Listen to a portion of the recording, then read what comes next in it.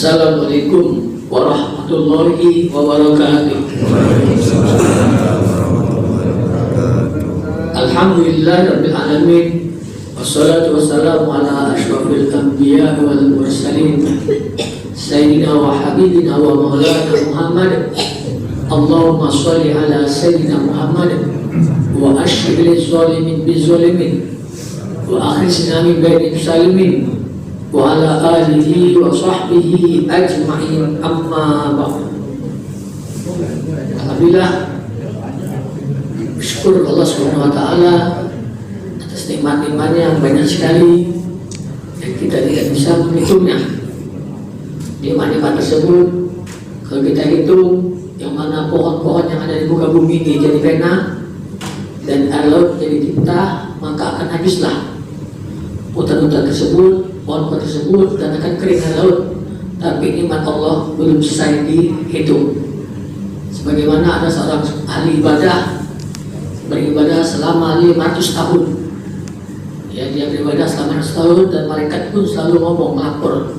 Setiap kali kami melewatinya, dia selalu dalam kondisi sedang beribadah.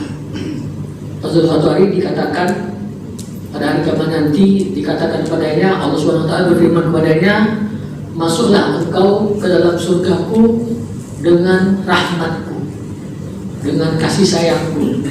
Karena orang ini merasa banyak ibadah, tak galak dia gratis masuk surga. Ya Allah, aku nak masuk surga dengan amal ibadahku. Kata Allah lagi, masuklah kau ke dalam surgaku dengan rahmatku. Tak galak dia yakin, aku nak masuk surga dengan amal ibadahku. 3 kali masih juga dah galak. Nah, sudah, ini bahasa saya ya. Maksud dibayar. Kata Allah, sekarang kita adakan perhitungan antara nikmatku dengan amal ibadah, mana yang lebih banyak. Dimulai dari nikmat penglihatan, ditimbang ya. Ternyata ibadah selama 500 tahun baru hanya dapat membayar nikmat penglihatan, yang lain belum terbayar. Maka kata Allah, masuklah kau ke dalam nerakaku dengan keadilanku. Ditarik orang itu ke neraka terjerit-jerit dan memohon kepada Allah, ya Allah, masukkan aku ke surgamu dengan rahmatmu. Akhirnya orang tersebut dimasukkan dalam surga dengan rahmat Allah Subhanahu wa ta'ala. Jadi banyak sekali pada 500 tahun belum bisa menebus satu nikmat Allah Subhanahu wa ta'ala. Makanya kita selalu bersyukur kepada Allah Subhanahu wa ta'ala. Kalau kita kehilangan barang, ingat nikmat Allah lebih banyak lagi. Ada bendahara masjid di Palembang ini, ya, naruh duit masjid di rumah dia. Paling 60 juta dulu itu, bukan sekarang. Stres ini 60 juta nak ganti di masjid. Hah? Bukan ini. Jadi seberang 60 juta. Akhirnya suaminya melapor ke saya, minta supaya istrinya dinasihati.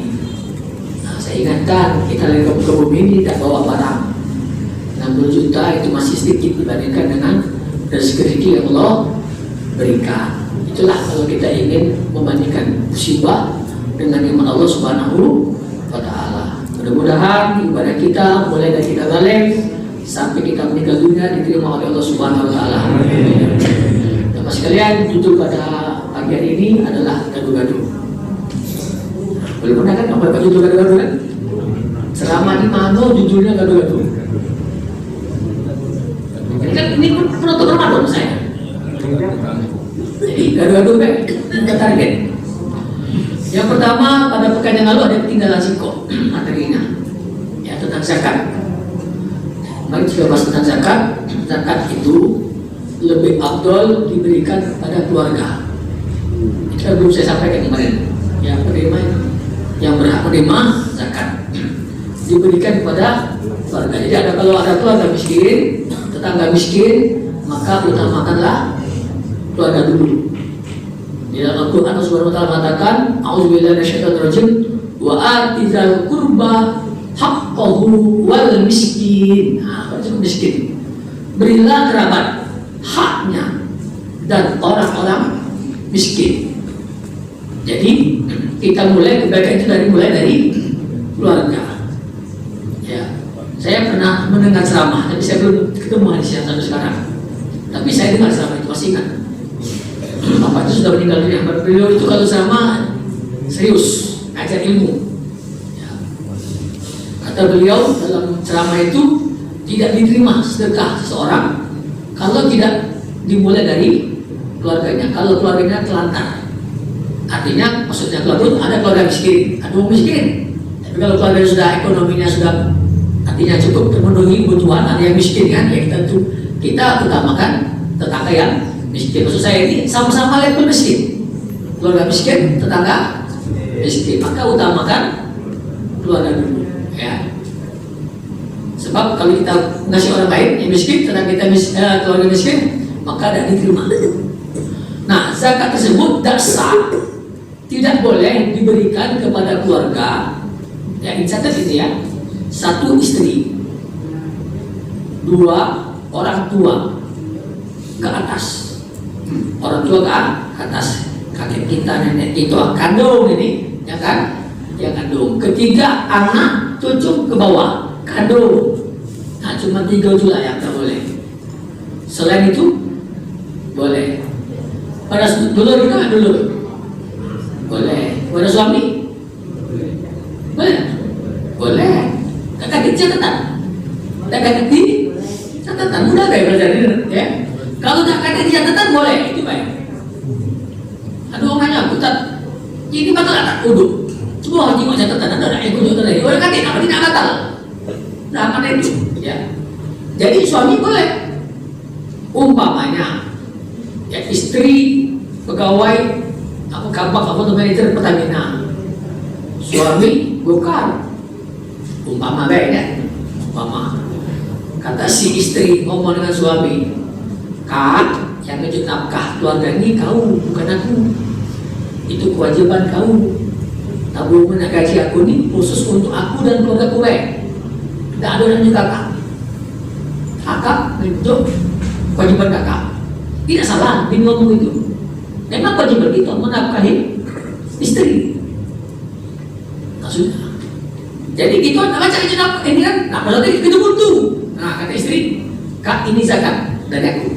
Nah ini zakat boleh, karena suami bukan tanggung jawab istri, istri tanggung jawab suami. Nah, artinya apa? Yang ini semua tanggung jawab kita. Jadi kalau kita kaya, uang tua miskin durhaka. Kalau kita kaya, anak kita sarot durhaka dengan anak, ya. Kita nikmat, bini kita reka durhaka. Berarti 3 ini kewajiban, bocor, bawa dan istri. Nah, itu yang tidak boleh terima. Nah, kenapa? 3 macam itu adalah tanggung jawab kita semua. Nah inilah Bapak-bapak materi kemarin yang belum saya sampaikan ya. Jadi penerima zakat itu mulai dari keluarga. Makanya kalau untuk zakat, ya kalau ada keluarga kita tak mampu, maka jangan kepada amil. Karena amil tidak tahu keluarga kita, ya. Si amil atau panitia zakat tidak tahu keluarga kita. Itu dewek lah. Nah, kapan lah bingung? Jadi dewek. Kalau ada tetangga kita jauh. Nah, kalau naik lagi baru serahkan ke amil. Itu caranya. Jadi mudah. Selesai bab zakat. Oke, selanjutnya Bapak Ibu sekalian, saya akan membahas bab iktikaf. Sebab ada orang takut beriktikaf di masjid, nggak tahu tata caranya. Kita dengar masjidnya nggak tahu. Dan masjidnya berlapas usoli baik tidak sholat. Iya banyak kan? Tak sholat tahajud, tidak baca sholat, tak baca usolinya. Dan setiap bisa baca tahajudnya, tidak sholat. Padahal lapasnya itu, ya jangan pakai bahasa Arab, pakai bahasa Indonesia pun boleh, ya. Sengaja sholat tahajud karena Allah. Dan ucap pun boleh, ya. Dalam hati beda sholat tahajud itu sudah boleh. Nah ini karena kita ini karena dia tidak belajar, jadi takut. Nah iktikaf sih tidak iktikaf. Iya berani ya. Ada. Yo, arti berani, ya. Nah, mungkin ada yang mau iktikaf, tapi tidak tahu. Tidak pernah minggu-minggu kan dari mobil lah. Iktikaf itu yang pertama niat itu adalah pakai bahasa kita boleh, pakai bahasa Arab juga boleh. tidak ngomong pun boleh. Itikaf itu adalah berdiam di masjid. Itulah ciri itikaf. Baik dalam kondisi berwudu maupun dalam posisi tidak berwudu. Ya. Baik tidur maupun jaga. Baik beribadah maupun tidak. Itu itikaf. Nah, jadi kita masuk ke dalam masjid itu sudah bernilai ibadah. Apalagi dalam keadaan suci. Nah, apa amalan dalam itikaf tersebut? Dalam amal itu, di dalam amal tersebut bebas. Semua amal soleh ya yang layak dikerjakan di masjid itu boleh dilakukan di itikaf. Berdoa, berzikir, zikir pun apa saja silakan. Ya, baca Quran, sholat. Nah, sholat sunat mutlak. Ya, sholat sunat mutlak itu adalah sholat sunat apa? Sholat sunat yang dikerjakan kapan saja dalam jumlah rakaat berapa saja dan tidak harus menghitung rakaat. Ya, sholat sunat mutlak itu adalah sholat sunat yang dikerjakan kapan saja, ya, dan jumlah rakaat berapa saja, tidak dihitung jumlah rakaatnya. Hanya saja dia tidak boleh dikerjakan di waktu-waktu yang telah ditentukan oleh Rasulullah SAW. Waktu-waktu yang tidak boleh dikerjakan itu adalah setelah subuh sampai terbit matahari, setelah asar sampai terbenam matahari, dan beberapa menit sebelum sholat zuhur atau sebelum waktu zuhur. Itulah waktu-waktu yang tidak boleh sholat. Selain itu banyak-banyaklah sholat. Apa manfaat banyak-banyak sholat? Di dalam satu hadis Nabi Muhammad SAW bersabda kepada Anas bin Malik, mintalah kau padaku, kata Rasulullah, ya Rasulullah, aku minta acak nemani engkau di surga. Ada lagi ya minta lain, kata Rasulullah. Karena Rasulullah ini terharu dengan Anas ya, khidmat pada Rasul itu sangat bagus sekali. Tidak kata Rasul, cuma itulah yang aku minta. Nah, kata Rasulullah apa? Untuk membantu agar tercapai keinginanmu itu, kata Nabi SAW, banyak-banyaklah sujud. Sujud di sini adalah banyak-banyaklah sholat, ya, banyak sholat. Dan dalam bahasa juga yang saya baca beberapa hari yang lalu, banyak-banyak sujud itu adalah menyebabkan kita berteman dengan Rasul Sallallahu Alaihi Wasallam di surga nanti. Nah, makanya jamaah sekalian, kalau kita sering baca pendapat apa tuh riwayat-riwayat para ulama ini yang soleh itu banyak melakukan sholat, banyak melakukan sholat. Cek tadi yang Ustaz tadi, kapan lewat masih lakukan sholat, kapan lewat masih lakukan sholat. Umar bin Khattab radhiyallahu anhu dengan sahabat yang lain, ya, ketika ingin menemui Uwais Al-Qarni, Uwais Al-Qarni sedang sholat. Abu Hurairah, ya, yang pembantu Rasul atau Anas bin Malik itu ketika menunggu Rasul, beliau sedang sholat. Ya. Nah, itulah yang namanya sholat sunnah mutlak. Jadi kalau kita itikaf di masjid, ya, tidak bisa ngisi dengan banyak-banyak sholat. Boleh dua-dua dan boleh tidak menghitung rakaat. Tahiyat akhir itu kalau nak berhenti. Nah, nak berhenti baru tahiyat akhir. Dah, tidur lagi, terbangun lagi, duduk, sholat mutlak lagi. Tidak usah hitung rakaat, sebanyak-banyaknya. Kita sama-sama belajar untuk banyak-banyak melakukan ibadah sholat. Nah, teman sekalian, membaca Al-Quran di luar sholat itu pahalanya besar sekali. Satu huruf itu 10 kebaikan, satu huruf 10 kebaikan membaca Al-Quran di luar sholat. Tetapi ketika Al-Quran dibaca di dalam sholat, maka kelipatan gandanya melebihi 10. Wallahualam, saya lupa berapa jumlahnya, ya, melebihi 10, satu huruf ya. Nabi Muhammad pernah bersabda dalam satu hadis, ya, yang intinya alif lam mim itu bukan satu huruf.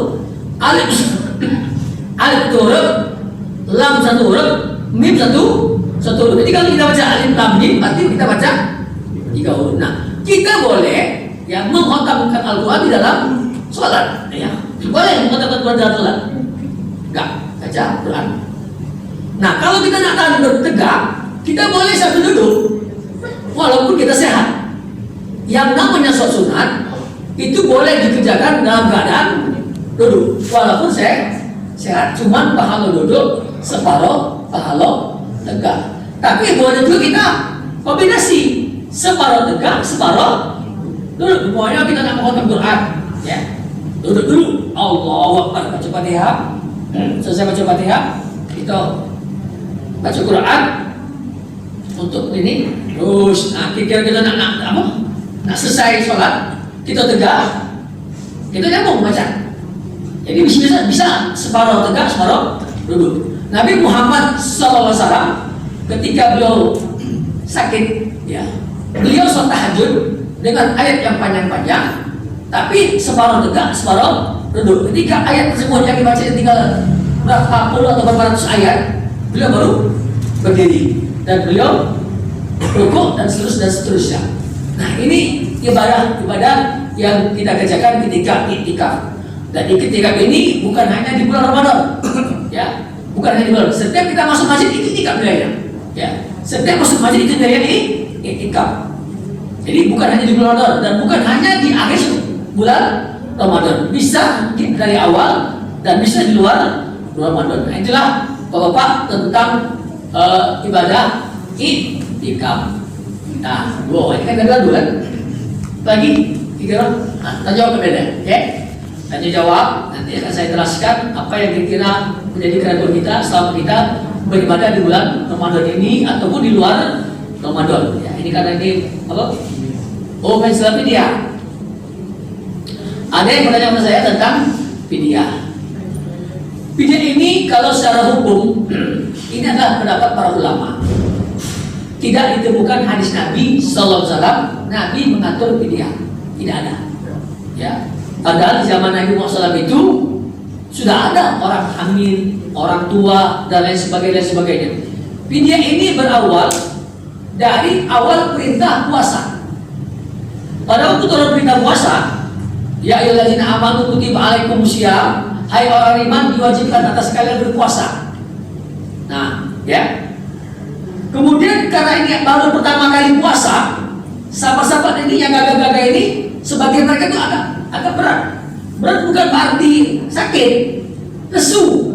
Tidak makan itu lesu, males. Nah, maka kata Allah dalam ayat "Alal ladzina yutiqunahu", bagi orang yang kuat puasa, tapi tidak ada puasa, bayar fidyah. Jadi di awal turun ayat puasa itu ada dua pilihan bagi orang beriman. Puasa atau bayar fidyah, ya. Puasa atau bayar fidyah. Dengan puasa bayar fidyah, ya. Bayar fidyah boleh tidak puasa. Ini awalnya. Kemudian ayat ini mansuh. Mansuh artinya terhapus hukumnya oleh Al-Baqarah 184. Faman syahida minkum asyhara falyasum. Sebelum ayat ini turun, sahabat Nabi SAW itu masih punya pilihan antara puasa dengan bayar fidyah. Nah, sejak ayat itu turun, tidak ada lagi pilihan kecuali puasa. Ya, tidak ada lagi pilihan. Nah, Ibnu Abbas berfatwa, ya, sejak ayat itu turun ada pilihan, maka tetaplah fidyah. Nah, bagi orang tua, ya orang sakit yang tidak ada dapat untuk sembuh. Nah, jamaah sekalian, sekarang ini banyak para ibu-ibu minta alam. Ya. Apa tak minta alam? Ya dia hamil dikit nak fidyah, sedikit nak fidyah. Orang sibuk kata alam. Aku tahu. Tak pernah dibuat. Iya banyak. Apa ni Ustaz? Banyak nanya. Ustaz ini hamil banyak bayar fidyah. Dikit-dikit nak fidyah tu lah. Hati-hati Bapak Ibu, puasa ini rukun Islam. Fidyah itu bagi orang yang tua renta dan bagi orang sakit yang tidak ada harapan untuk sembuh. Nah, bagi ibu yang hamil tidak boleh membatalkan puasa. Ya, bagi ibu yang menyusui tidak boleh membatalkan puasa. Nak bayar fidyah kayak dulu, cubo dulu. Ya, lah cubo. Nah, ketika tidak baca dengan puasa, karena hamil tadi baru tidak puasa. Ya, nyusu dulu anaknya. Setelah nyusui, badan nyusu lemas, ya, baru dah puasa. Tapi kalau sudah lapar baik, suruh puasa lapar galau. Kalau tidak lapar, tidak puasa namanya. Ya, jadi saya ini banyak. Ini kemarin saja ada banyak. Ini kan tidak puasa banyak bayar fidyah. Jadi seluruhnya tidak puasa tidak bayar fidyah galau. Ya, tidak bisa. Fidyah itu bagi orang tua renta, bagi penyakit yang ada harapan untuk sembuh. Nah, ibu-ibu yang hamil tetap coba dulu puasa. Nanti ketika dia tak bisa puasa karena muntah-muntah terus-menerus, atau ibu-ibunya bersyukur demikian, nah baru dia boleh tidak puasa. Tapi kodok tetap dikodok. Nah, kalaupun seandainya dikodok tidak bisa, belum saya kodok lah hamil lagi. Nyambung kan ibunya, estafet. Belum lah bayar kodok ini, lah hamil lagi. Pecah, umur Papua tidak minum obat anti hamil. Tapi masa tenggorokan, ada norot. Nah, kalau begitu baru bayar fidyah, ya, karena dia tidak mungkin nak bayar sebanyak itu, bayar puasanya itu. Tapi kalau bukan karena itu tidak boleh bayar fidyah. Nah, besaran fidyah itu Bapak Ibu, ya, ya adalah makan kita sehari-hari. Kurang lebih lah sehari itu satu kilo beras, kurang lebih ya. Ini karena apa saya katakan demikian? Karena ukuran-ukuran zaman dulu tidak pakai kilo, makanya kadang-kadang kamu bingung. Kayak jagat mitra kan, ini 2,5 kilo, itu 2,7, ini 2,8, itu 3 kilo. Ya wajar baik, karena zaman dulu tidak kate kilo, tidak kate cacing. Makanya mereka tuh berapa menebak aja kan, sebesar ini sebesar ini. Yang penting intinya fidyah itu makan kita sehari, ikut makan. Itu dipindah kepada fidyah. Ya. Nah inilah Bapak Ibu tentang fidyah. Ada yang lain? Oh. Itu batas yang cuma anak kodok, hamil lagi. Tahun depan anak kodok, hamil lagi, Pak lagi. Ya. Batasan bayar fidyah itu 2, ketiga atau yang kedua? Maka dia mau kodok, hamil lagi, berarti 2 kali Ramadan. Maka yang ketiga, tapi hamil yang berat ya? Ada orang tuh setiap kali hamil rengkong, yang percaya itu kan setiap kali hamil rengkongnya, setiap kali hamil rengkong. Nah seperti itu ya, dalam arti sulit dia harus bayar tidak yang di tahun keduanya. Itu di tahun kedua kan tentu tenang hamil lagi, nah bayar tidak. Ini sakit, ketika orang tua sakit. Kita meninggal di Ramadan. Nah, selama 1 minggu mama kan 1 minggu hari pertama. Kita bisa dijadikan puasanya oleh keluarga. Walina. Berdasarkan hadis Rasulullah bersabda, barang siapa punya utang puasa dan dia meninggal dunia, barang siapa mati dan dia punya utang puasa, maka dipuasai oleh walinya. Wali adalah ahli waris bagi baik. Ya, jadi berapa hari dia tinggal, maka ahli waris yang mempuasainya. Seadanya 8 hari. Anaknya 4 bisa pergi paling dulu. Ya, niatnya untuk atas nama si almarhum atau almarhumah. Yang sakit coba itu. Dia sakit, yang mati lagi. Tak lagi ya. Nah. Jangankan puasa. Ini ada kisah di Palembang ini. Ada kisah di Palembang ini, temannya murid saya. Ibunya meninggal dunia dan anak tersebut bermimpi dalam kondisi tak bagus ibunya. Dan dia tahu ibunya itu banyak meninggalkan sholat. Maka murid saya itu ngomong sama temannya, kata Ustaz Lega, kita bisa mengkodok sholat atas nama orang meninggal dunia. Ini kisah nyata ya, di Palembang Dila kasusnya. Maka si anak tadi sholat terus kodok atas nama ibunya. Nah, saya tidak tahu bulan berapa si anak mimpi lagi, kondisi ibu lebih baikkan. Nah ini mimpi ya, mimpi. Maybe yes, maybe no, itu baik. Ya, kamu percaya silakan, tidak percaya juga sudah usah diperdebatkan. Karena ini bukan mimpi para wali, mimpi orang biasa. Orang boleh. Nah ini begitu. Tidak berdosa, ya. Sholat atas nama almarhum atau atas nama orang lain tidak berdosa. Karena banyak sekali dalil-dalil amal soleh boleh dikerjakan atas nama orang lain. Banyak sekali dalil-dalilnya. Yang pertama, ada seorang anak menghadap Rasulullah SAW. Ya Rasulullah, bapakku mati dan meninggalkan harta, tapi tidak berwasiat. Apakah menghapuskan dosa-dosanya kalau aku bersedekah atas nama dia? Aku bersedekah atas nama dia. Jawab Rasul, iya. Berarti sedekah atas nama si Bapak. Padahal harta tadi kalau kita mati sudah bukan harta kita lagi, lamun ahli waris. Ya, kita mati harta tersebut punya ahli waris. Ya. Nah itu. Dalil yang kedua adalah seorang anak menghadap Rasulullah. Ya Rasulullah, aku ini biasa berbakti kepada kedua orang tuaku semasa mereka masih hidup. Bagaimana caranya aku berbakti setelah mereka meninggal dunia? Nabi SAW menjawab, engkau sholat untuk mereka berdua di samping sholatmu, dan engkau berpuasa untuk mereka berdua di samping puasamu. Dalil ketiga, ada orang pergi haji berlapas niat atas nama Syubroma. Labbaik Allahumma an Syubroma. Nabi nanya, siapa Syubroma? Orang itu menjawab, kerabatku atau temanku. Kau sudah haji belum? Belum.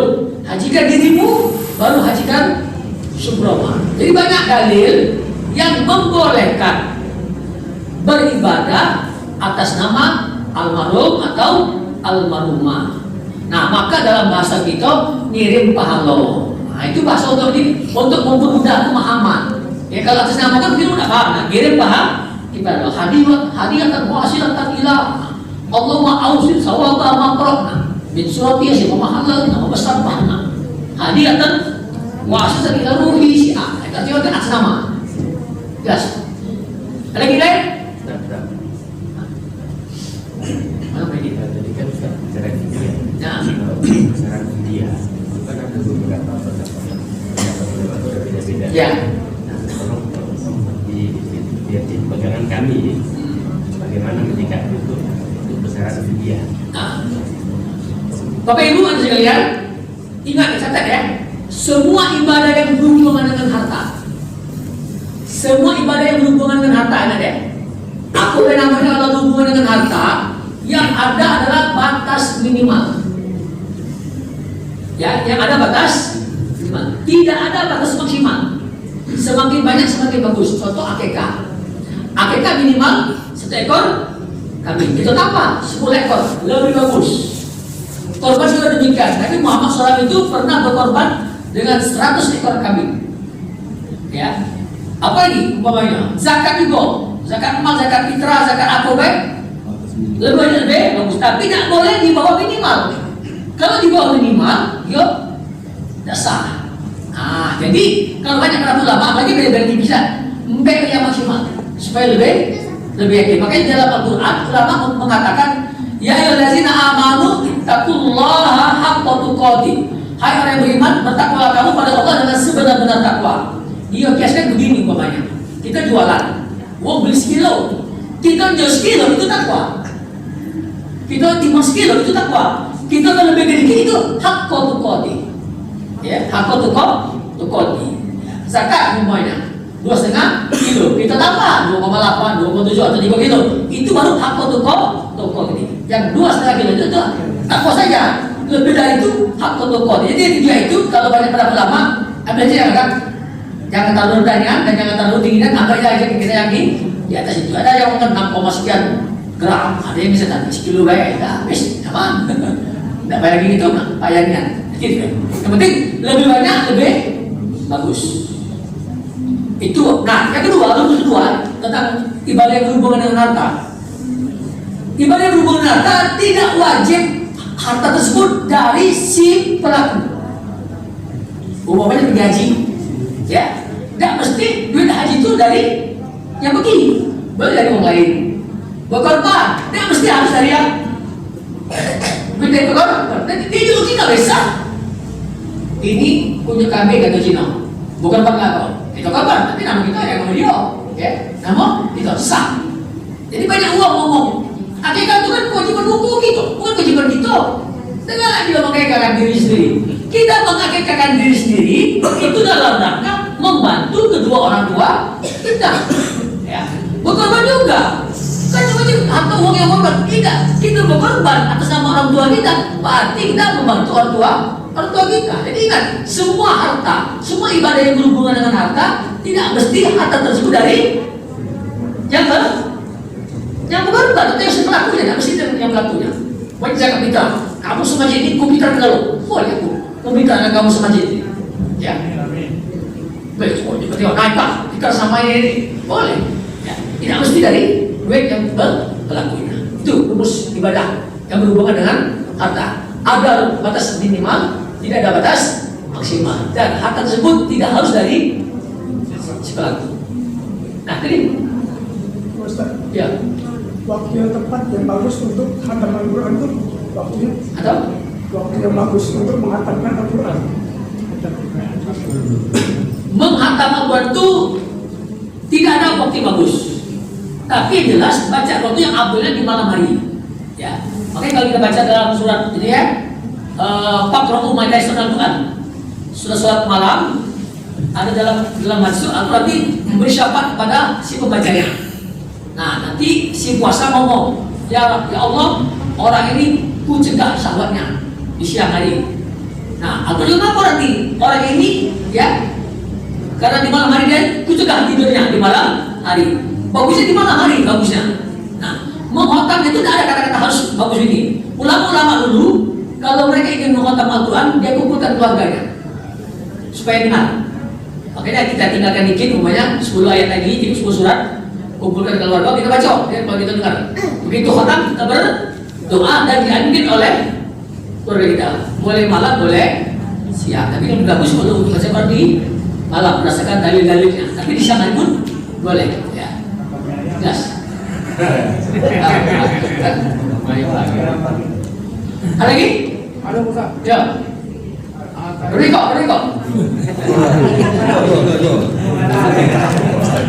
Ada Ustaz mengatakan bahwa ibadah itu boleh digantikan orang lain Dengan syarat. dengan syarat. Ya syarat. Nah, umpamanya ini Pak Ustaz, dia punya utang, sebentar Ya. dia udah mungkin baca ayat, sedangkan akhirnya ada 10 hari tinggal masuk, tidak mungkin baca ayat. Jadi kau mesti dek, kalau kau tidak lunas utang kau bayar ke kuasa selama 10 hari. Boleh tak kira-kira? Tidak boleh. Tidak boleh. Tidak boleh. Ibadah yang diwakilkan itu, yang diwakilkan ke agama, orang yang sudah uzur. Satu, uzur, tidak mungkin baca melaksanakan puasa. Tapi bukan ahli waris ini, yang Ya. lainnya. Cuma kompensasi sebagai utang tadi. Diperguling utang.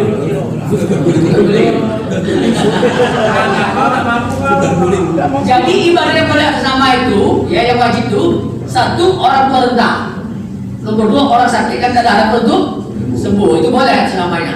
Nah, kalau sehat tidak boleh, ya sehat tidak boleh. Kalau pamunya aku tadi Memang dia rasa utang. Nah, kalau yang tidak mampu itu boleh, itu boleh. Kan utang ini lunas lah. Nah, itu lunas. Ya. Nah, di lunas ini dia tidak sembahyang. Oh baik, dia kan tidak bayar puasa tidak bisa, kan sudah sakit kronis, dia tidak mungkin sembuh. Ya boleh ya begitu, dia kasih. Loh, kau puasa kan terus atas nama saya. Sama dengan orang pada haji, kan dijentuh, kau haji kan atas nama saya. Boleh.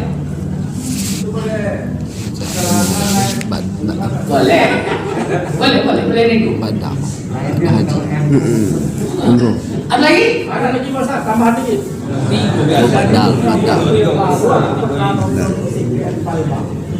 Jadi salah satu dusun di Banyuasin itu ada pengusaha pengepul daging bulu.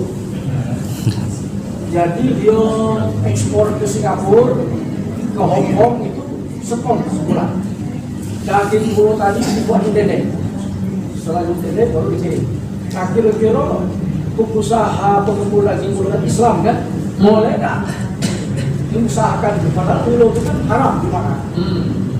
Boleh nggak kira-kira? Orang muslim. Bapak beli nggak? Nggak ada beli. Jual di Singapura. Jadi usaha barang-barang yang haram dimakan. Saya dalam hal ini ragu-ragu menjawabnya, sebab ada pernah terbaca ya, tapi saya ragu-ragu untuk menjawabnya. Misalnya kita jual babi, kita berburu babi, kemudian daging babi tersebut kita jual di agama orang yang menghalalkan babi.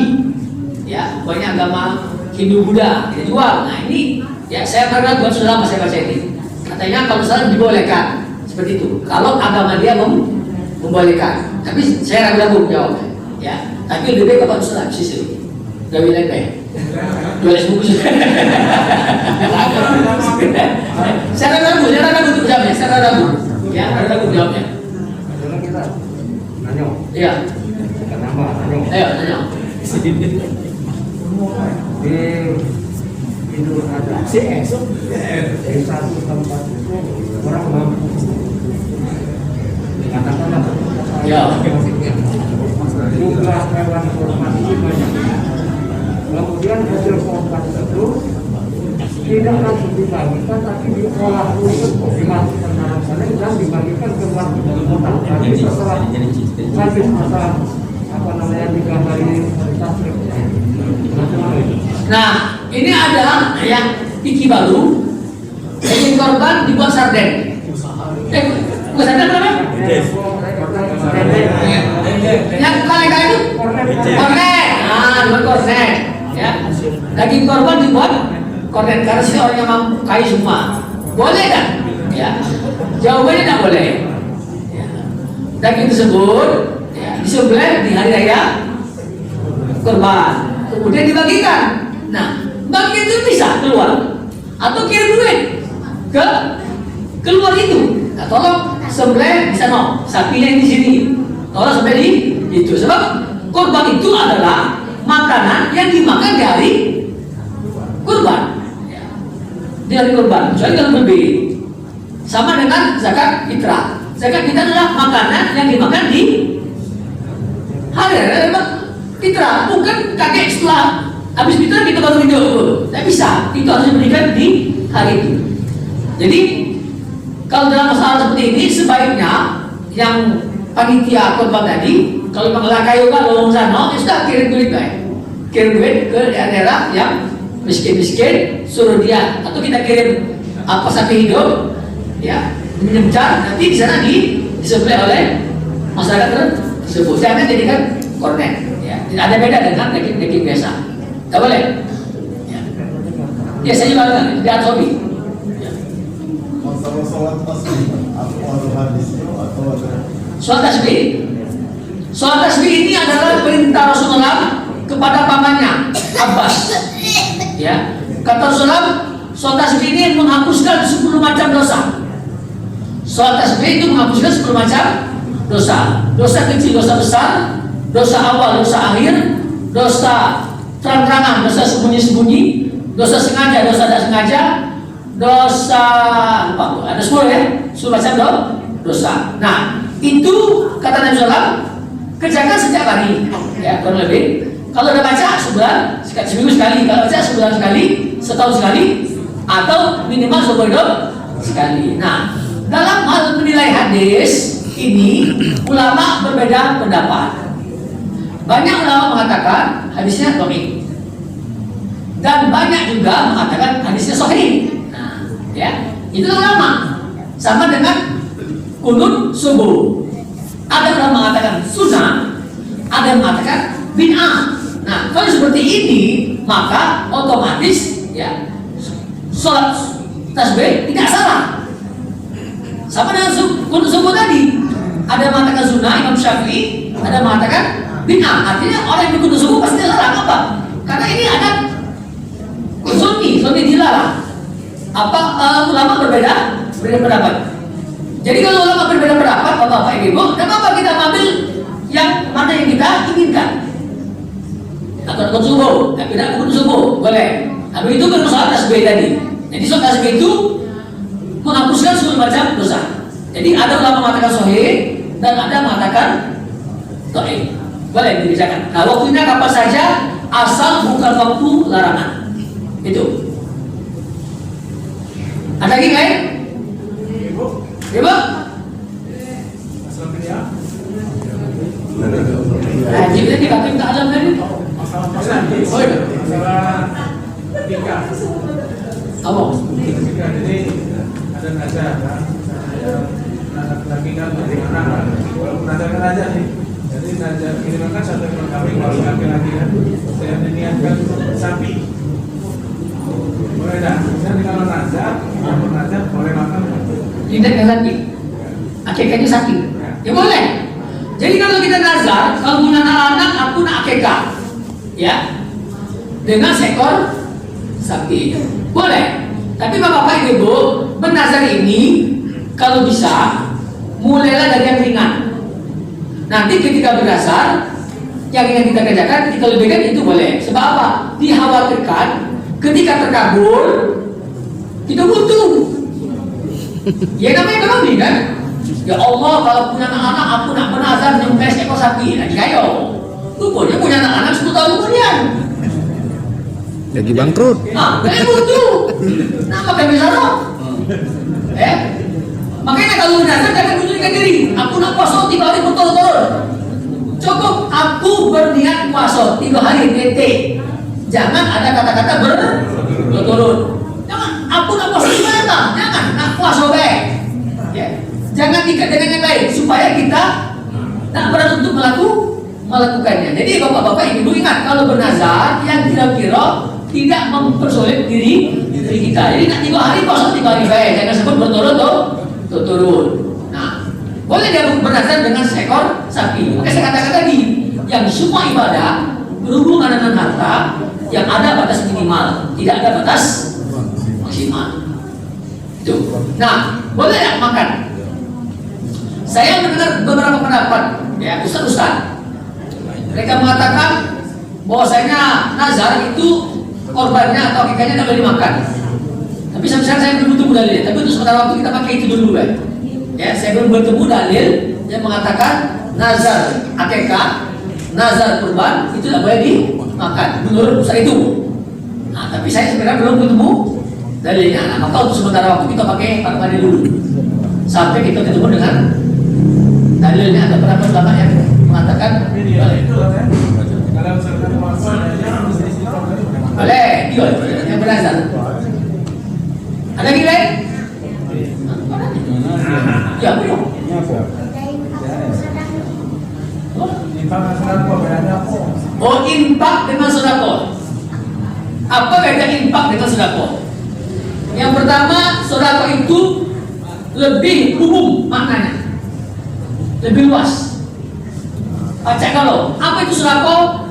Di dalam hadis Nabi Rasul bersabda, kullu ma'rufin sedekah. Setiap perbuatan baik adalah sedekah. Senyum sedekah. Senyum sedekah. Ngaji duit sedekah. Ya, beri nafkah istri sedekah. Beri nafkah anak sedekah. Artinya menjaga. Sedekah juga bisa diartikan zakat. Innama shadaqatu lil fuqara. Surat Al-Baqarah ayat 60. Itu artinya zakat. Makanya ulama mengatakan ada sedekah wajib, ada sedekah sunnah. Kalau sedekah wajib itu adalah zakat. Kalau sedekah sunnah selain daripada itu. Tidak tahu. Nanti loh. Yang sedekah tadi. Nah, kalau infak, ya infak bagian dari sedekah. Infak bagian dari sedekah. Nah, infak ini pemakaiannya lebih banyak. Lebih banyak adalah harta yang dikeluarkan untuk menolong agama Allah. Lebih banyak.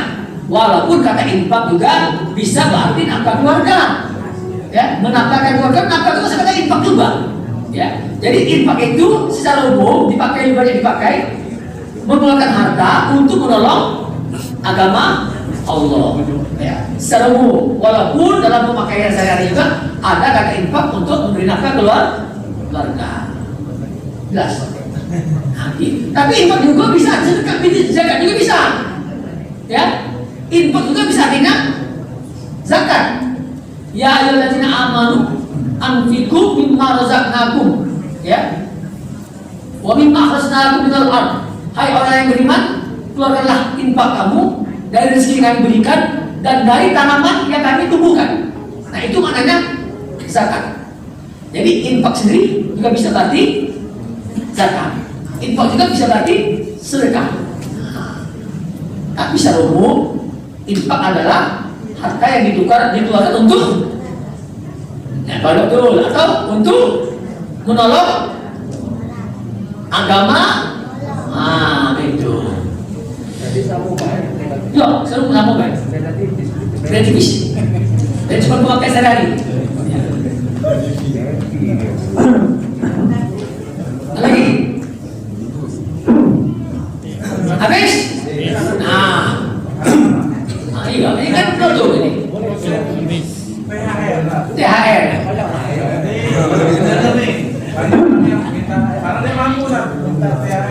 Kamu THR berapa? Apakah dinamakan pengemis zaman now? Minta THR itu sebenarnya bukan pengemis. Ini sekedar kebudayaan untuk pemeriahan, ya, memeriahkan apa? Lebaran, ya. Sebab Lebaran ini kan ada misalnya THR, ya. Memang THR, bukan pengemis kalau misalnya minta juga ini THR. Itu termasuk ikut memeriahkan suasana Lebaran. Beda dengan pengemis, ya. Kalau pengemis dia minta, kalau THR tidak berhubungan dengan Lebaran. Pemberian walaupun zaman aja dikasih THR. Ya, zaman ini dikasih THR, tapi ini kebudayaan. Mungkin saya katakan ibadah dalam Islam ini ada dua macam. Ada ibadah pakai tertib dan ada ibadah punya prinsip umum. Ibadah yang punya tertib ada dua. Satu, sholat dan haji. Ya. Bantu kita yang betul salah. Kalau ngomong baik. Ibadah yang pakai tertib itu dua, sholat dan haji. Sholat dan takbiratul ihram sampai assalamualaikum. Tertib itu tertib perbuatan dan tertib ucapan. Tidak boleh melangkah-langkah, tidak boleh ditukar. Itu sholat. Haji tertib perbuatan, tidak tertib ucapan. Haji. Makanya kalau haji, ketika tawaf tidak wajib. Wajib ini, yang penting gerakannya yang wajib. Gerakannya yang apa? Wajib. Nah, yang lain itu ibadah ini hanya punya prinsip umum saja. Berlebaran itu prinsip umumnya bergembira. Nah, THR itu salah satu wujud kegembiraan. Ya, makanya ada amplop THR sendiri. Jadi bukan berarti ngajarin itu bisa. Kalau ngajarin bisa bukan amplop tapi itu ngajarin kemis. Kalau THR itu bukan hubungan dengan Minta THR, Pak. Hah? Minta THR, Pak. Itu ya. Ada lagi kan? Habis. Apa?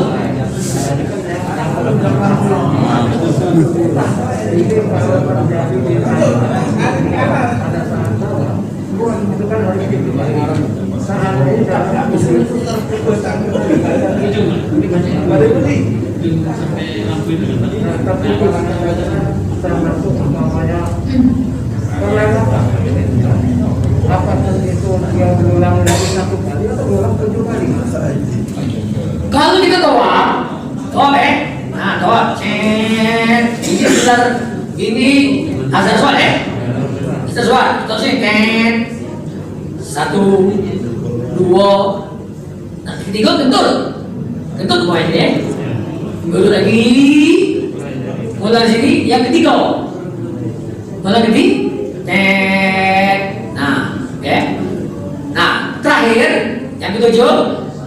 Nah minimal ke sini minimal, lebih apa? Yang penting jangan kurang. Kalau kurang berarti berenang.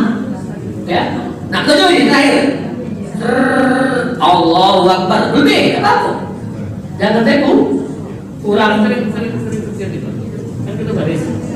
Baris kan kalau kita puasa jadi kita tahu. Jadi begitu baris yang di depan lubang belakang itu buka. Ya itu perkiraan gaya tidak tepatnya Pak. Tapi ini sesuai dengan garis. Makanya kalau dulu di Ka'bah itu dia berdarah di ini garis coklat, ya. Nah, garis coklat itu macet sini. Kamu terus garis bawah. Nah, maka sekarang dihapus. Artinya apa?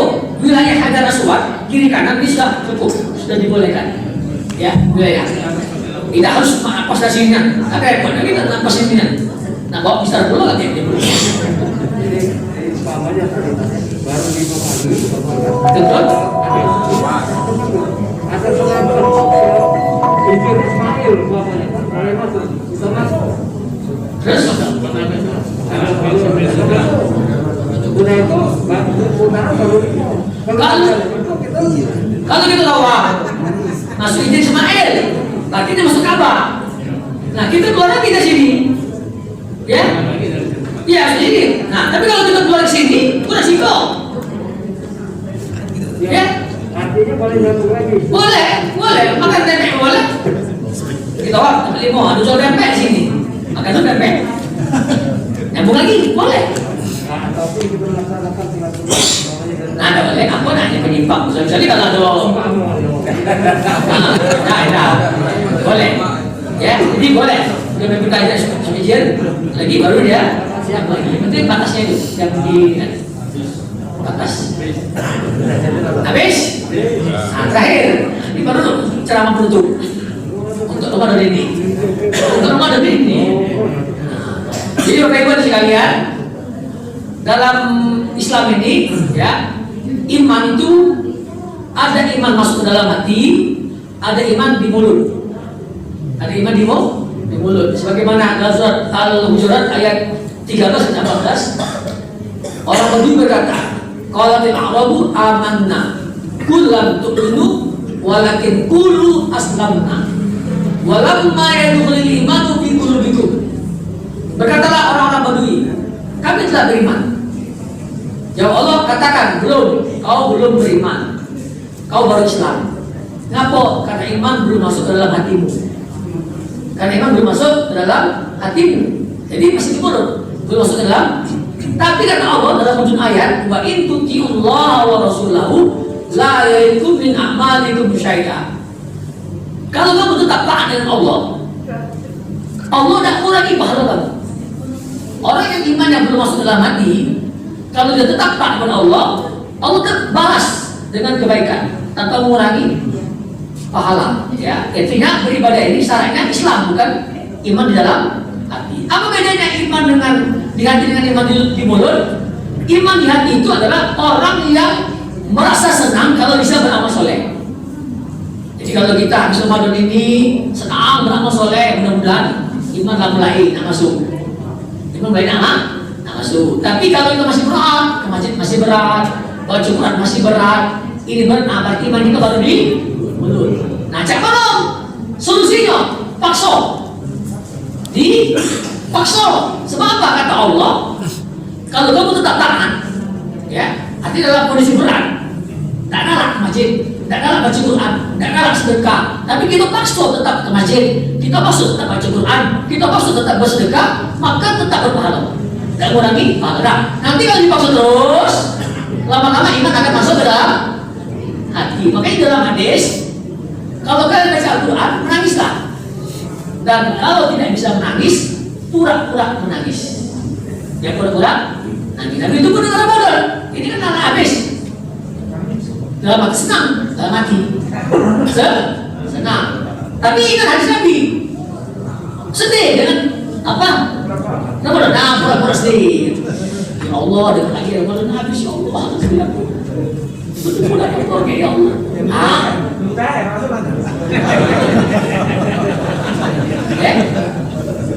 Dibuat pura-pura sedih. Bila perlu buat kata perpisah dengan Ramadan. Sebagaimana ketika Ramadan kita ucapkan kata selamat datang. Sekarang kita ucapkan selamat berpisah dengan harapan kita bertemu lagi dengan Ramadan dan minta kepada Allah diterima. Minta kita sebanyak apapun ibadah kita, kalau tidak diterima oleh Allah nilainya 0. Ya, nilainya 0. Bagaimana cara diterima? Kita tahu. Yang jelas minta kepada Allah diterima. Nabi Ibrahim mengajar kepada kita, Nabi Ibrahim, Rabbana wa taqabbal minna innaka antas samiul alim. Ya Allah, terimalah dari kami amal ibadah kami. Inilah ya tausiah kita untuk Ramadan tahun ini. Mudah-mudahan kita ketemu dengan Ramadan tahun depan. Mari kita berdoa kepada Allah Subhanahu wa taala. Alhamdulillah wassalatu wassalamu ala asyrofil anbiya wal mursalin sayyidina wa habibina wa maulana Muhammad. Allahumma shalli ala sayyidina Muhammad wa ashhadu zalimin bil zalimin wa aghithna bi bainihim salimin wa ala alihi wa sahbihi ajma'in. Allahumma ighfir lana wa liwalidina warhamhum kama rabbawna shighara wa lil mu'minina wal mu'minat wal muslimina wal muslimat al ahya'i minhum wal amwat innaka sami'un qarib mujibud da'wati ya qadil hajat. Rabbana hab lana min azwajina wa dhurriyyatina qurrata a'yun waj'alna lil muttaqina imama. Allahumma inna nas'aluka al-huda wat tuqa wal 'afwa wal ghina wal istiqamah wa husnal khatimah. Rabbana la tusallit 'alaina bi dhanbina man la yakhafuka wa la yarhamna. Ya muqallibal qulub tsabbit qulubana ala dinik. Rabbana atina fid dunya hasanah wa fil akhirati hasanah wa qina adzabannar. Wa sallallahu ala sayyidina Muhammad wa ala alihi wasallam. Walhamdulillahirabbil alamin. Taqabbalallahu minna wa minkum. Minna wa minkum taqabbal. Assalamualaikum warahmatullahi wabarakatuh.